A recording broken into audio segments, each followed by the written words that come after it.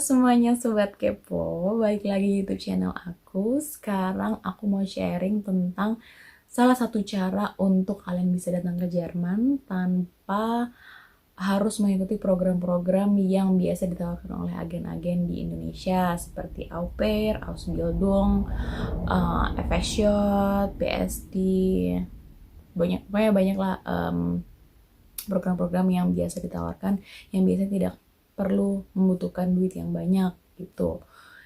Nah, cara ini juga adalah cara yang aku pakai untuk aku datang ke Indonesia. Jadi, caranya adalah dengan mengikuti kursus bahasa di Jerman gitu.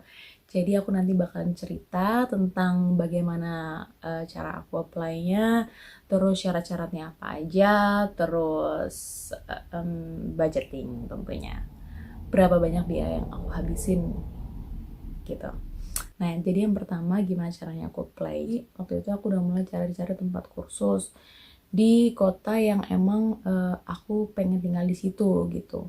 Jadi aku cari di situ, terus habis itu aku lihat-lihat jadwalnya, oke kayaknya pas, harganya juga ya oke gitu. Jadi ya udah, jadi aku email, aku apply, aku bilang kalau aku mau daftar kursus di situ gitu. Dan akhirnya dia nanya apakah aku punya sertifikat itu. Nah, aku bilang aku belum punya sertifikat bahasa A2 karena waktu itu aku mau kursus bahasa yang B1. Jadi syaratnya kan standar ya itu ya, kalau misalnya kita mau B1 ya kita harus lulus A2 gitu. Tapi karena aku belum punya, mereka gampang aja, mereka kirimin soal ke aku, terus aku kerjain, terus ternyata aku bisa untuk ikutin tes untuk ikut kursus B1, jadi kayak placement test gitu. Jadi akhirnya aku bisa ikut kursus B1. Jadi setelah aku bayar, mereka kirimin aku dokumennya bahwa yang nanti bakalan kita pakai untuk men-apply di kedutaan Jerman gitu. Nah, terus habis itu tempat tinggal, gimana caranya? Cari aja tempat tinggal di Wohnungsgemeinschaft, pokoknya apartemen-apartemen. Jadi banyak banget lah di internet kita bisa cari tempat tinggal atau apartemen di Jerman gitu. Nah, nanti dari situ kita dapat apartemennya, kita tinggal tunggu untuk surat dari yang punya apartemen. Terus habis itu dokumen itu juga kita pakai untuk syarat di kedutaan. Terus sekarang kita masuk ke syarat-syarat apa aja. Jadi sebagian yang tadi udah aku sebutin itu emang udah syarat wajibnya, dokumen dari tempat kursus, terus dokumen tempat tinggal, terus habis itu juga yang paling penting adalah deposit. Nah, deposit ini nanti aku bakalan bahas di budgeting aja. Deposit, terus habis itu motivation letter, dan motivation letter ini kalian harus benar-benar pintar-pintar ya untuk menuangkan apa sih motivasi kalian di sini untuk belajar bahasa di Jerman, karena sebenarnya belajar bahasa di Indonesia pun bisa, kenapa harus di Jerman gitu. Jadi ya harus bisa untuk merangkai kata-kata, karena kalau enggak nanti bakalan nggak bisa dapat juga visanya hanya karena masalah motivation letter aja gitu. Jadi motivation letter udah.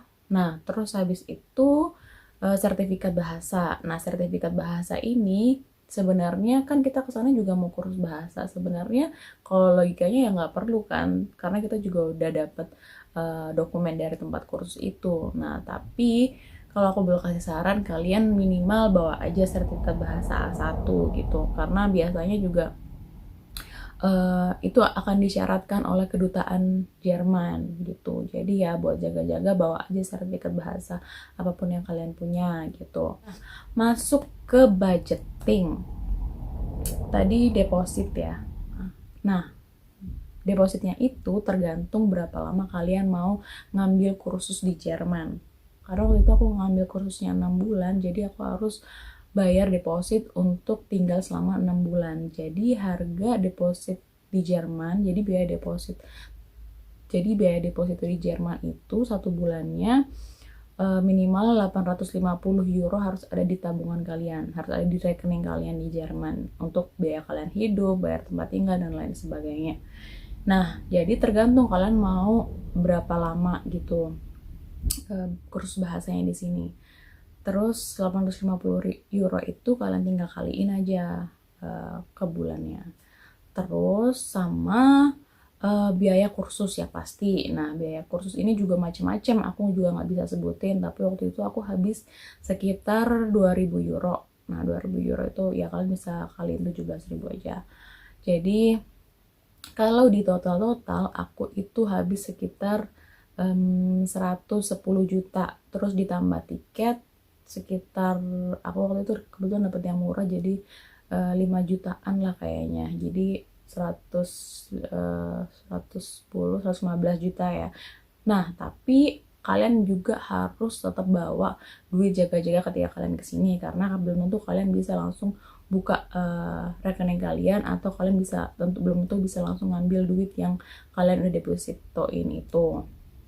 Nah, jadi bawalah duit minimal 5 juta juga atau 10 juta gitu. Jadi ya kalau aku bisa bilang habisnya itu ya total sekitar 120-130 juta gitu. Nah, gitu. Jadi lumayan kan? Tapi sekali lagi ini hanyalah sebuah alternatif ketika kalian udah mencoba segala macam cara au pair, nggak dapet keluarga yang pas, ausbil dong, nggak mau lama-lama buang waktu gitu. Terus kalian juga udah kuliah gitu misalnya, terus mau S2 tapi nggak punya kemampuan bahasa yang mencukupi gitu ya. Mungkin cara ini bisa kalian pakai kalau kalian juga punya sedikit modal. Dan yang pasti selama kalian nanti kursus bahasa, kalian benar-benar harus cari cara gimana caranya supaya bisa menyambung hidup di Jerman. Artinya adalah kalian bisa memperpanjang visa kalian di Jerman, asalkan ketika kalian udah bisa bahasa Jerman nih, aku yakin 90% kalian bakalan bisa dapat sesuatu yang bisa kalian lakuin di Jerman, entah itu au pair, entah itu volunteer, entah itu ngapain aja kalian di sini.